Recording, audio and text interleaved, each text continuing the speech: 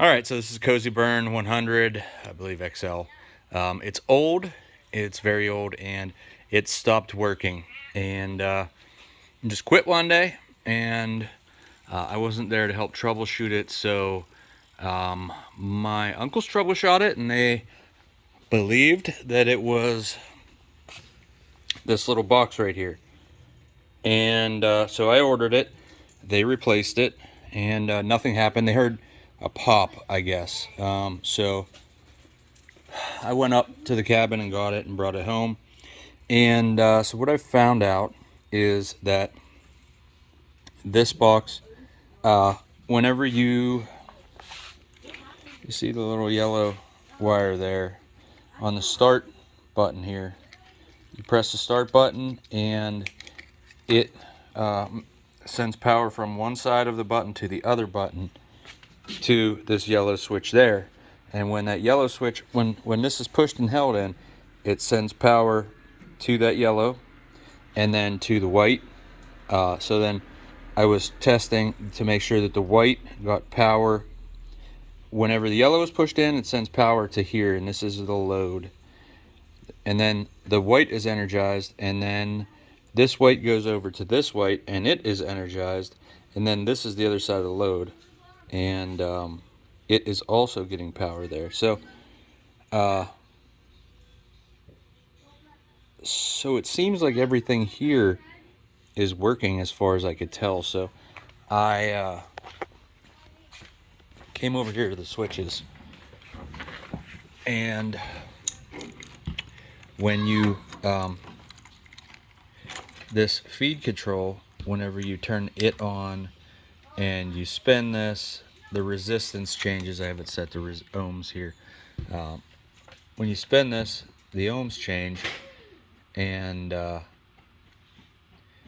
so that seems to be working. And this is just a simple potentiometer with a resistor on it. So simple, straightforward. As you spin it, the resistance changes, and that's how it speeds up the feed or slows it down. All right, so on the fan control here, I have the two leads into the two outputs that it has, and I'm going to put this back on ohms. Now you can watch. I'm just going to turn this off and on. You could see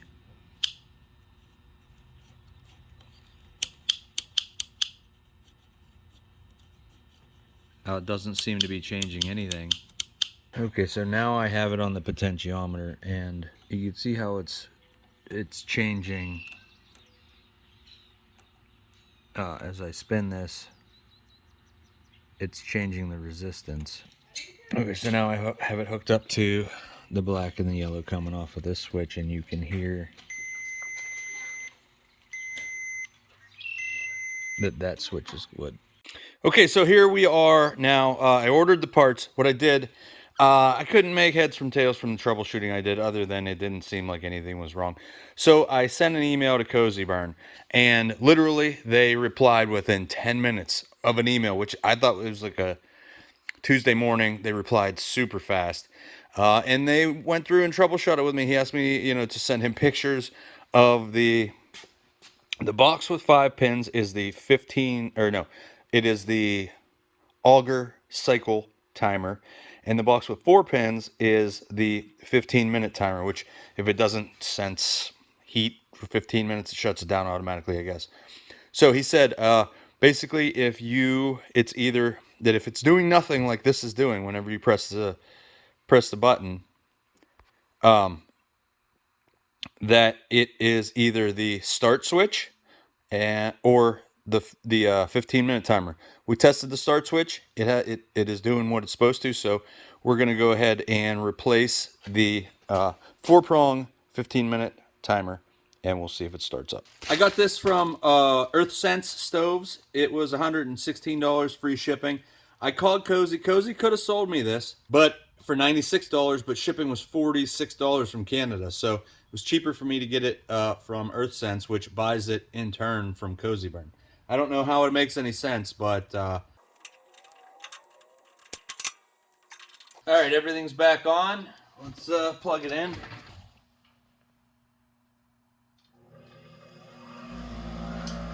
Okay, turned on. Just turn the auger on. We'll see if it starts feeding pellets. More troubleshooting to do. The auger's not spinning.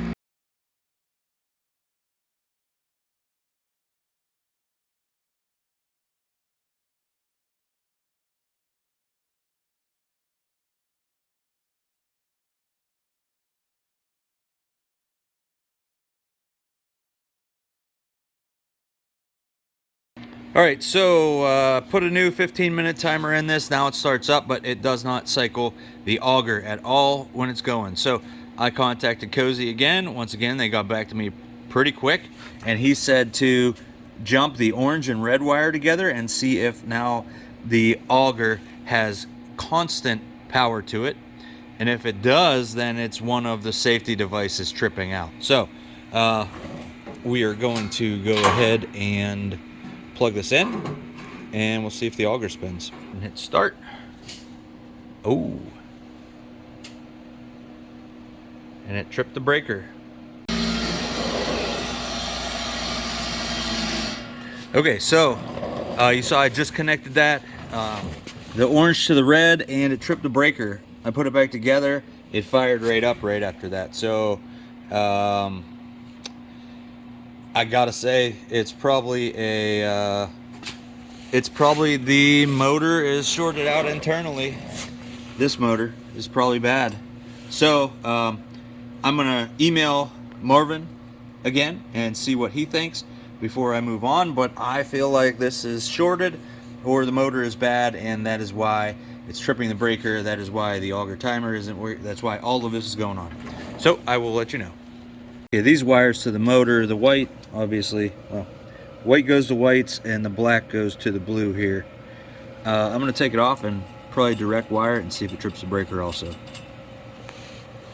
I'm going to pop the auger off. First, I loosen this up so I could turn it to the side here, and then down in here on the auger, there is a set screw. You can see it right there. You got to loosen that, and then the motor will come out. All right, I popped the motor out, and I hooked it directly to 110 with a surge protector in the middle, and white to the left side of the plug, black to the right, and it works just fine. So you can see it spinning there. It's only 1 RPM, so it's not the motor. All right, I pulled the auger out. It had one little spot where it felt like it was hanging up. I'm not sure if it has anything to do with this or not. I doubt it. But that's the only thing I could see wrong with the auger is that one little deal there is off. So I'm going to put it back together now that all the pellets are out of it, and spin it around, make sure it's smooth. All right, so I traced the orange wire. The orange wire goes through here up to this safety. Okay, so I'm gonna start by disconnecting it here and seeing. Obviously, it shouldn't trip because that's just a wire. So, and then this goes all the way to the other side to the positive pressure switch. So, I'm going to start. I'm gonna just, and then from the positive pressure switch, it goes to the motor. So, I feel like somewhere in between there is a short to ground, and I'm going to try to figure that out by disconnecting it and going step by step. So as soon as I plugged it in with this jumped red to orange, this popped, and this is not, it's not connected to anything. So does this wire have a short somewhere? Are we shorted to ground somewhere? Because basically nothing should have happened. It's just an open wire basically. It's technically not hooked to anything, but it tripped as soon as I plugged it in. So there has to be a problem with this orange wire somewhere. So I'm going to cut the zip ties and take a peek at it. Okay, take a look at this. So I don't know how this happened, but look, they are like welded. That's exactly what it is. Look,